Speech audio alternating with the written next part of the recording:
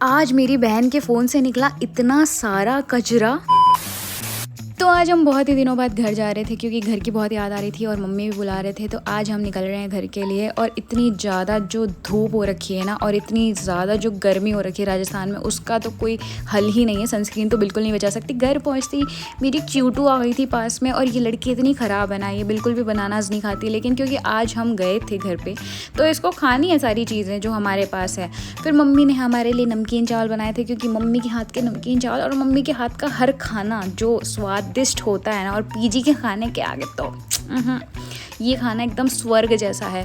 फिर मम्मी को हमने साथ में धुरंधर भी दिखाई थी क्योंकि मम्मी ने देखी नहीं थी। और ये दोनों बच्चे जो हमारे ही हैं, इन दोनों का नाम है जेनी और ओजी, और ये लड़ रहे हैं क्योंकि बहुत ही एक्साइटेड हो जाते हैं जब भी हम घर जाते हैं तो आपस में ऐसे लड़ने लग जाते हैं, मतलब खेलना है इनका।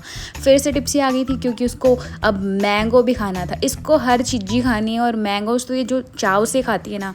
फिर शाम हो गई थी तो मम्मी आटा लगा रहे थे और मैंने और मेरी बहन ने ये इंस्टेंट वाले पास्ता बनाए थे खाने के लिए। और उसके साथ में खाते हुए, जब तक खाना बन रहा था तब तक हम कुछ तो देख के और ये खा रहे थे। और इसमें थोड़ा टेस्ट कम था तो मैंने इसमें ये ब्लैक पेपर पाउडर भी मिला लिया था।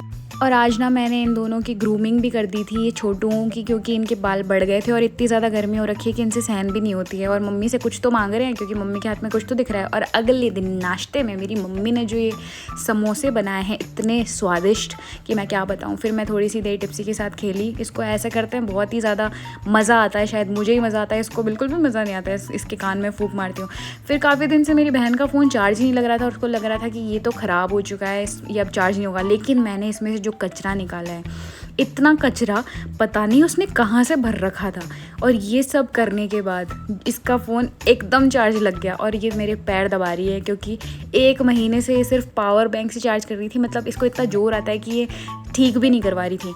फिर हम वापस पीजी आने के लिए निकल गए थे 2 दिन घर पे रह के। और जो बारिश आई रास्ते में, जब हम घर से निकले थे बिल्कुल धूप हो रखी थी।